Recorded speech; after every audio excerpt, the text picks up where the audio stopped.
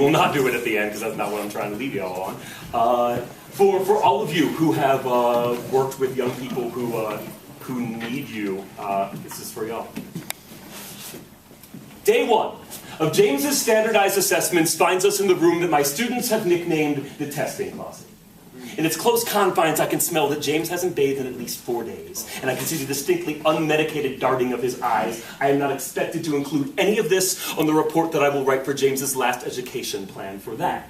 I am to focus on how James responds to writing prompts like the one with the picture of the boy with 2 robots. Students are to compare the robots using the word however. Nobody ever uses however correctly. When he sees the picture, James asks me, Mr. August, can we name them and shit?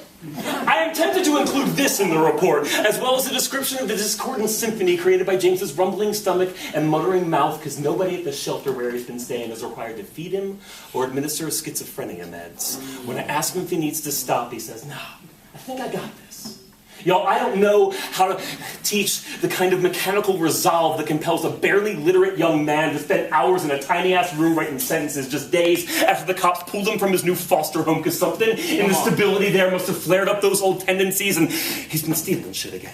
Been pissing on floors and mattresses again. Day 2 finds me without James.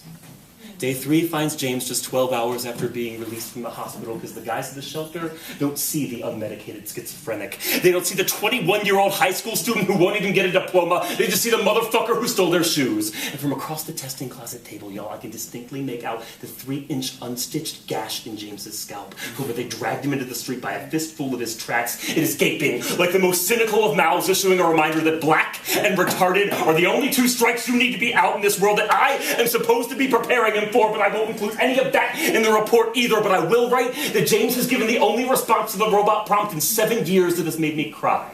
He wrote, the boy has 2 robots. However, he loves them both. Who taught James love?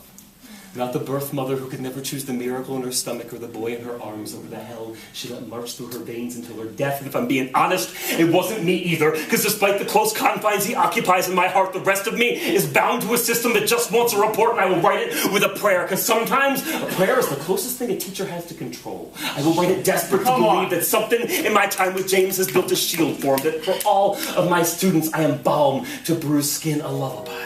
Sung inside beaten hearts, I will write it, stealing James's own line. It will read, in 7 years, I have taught over 100 students. However, I love them all.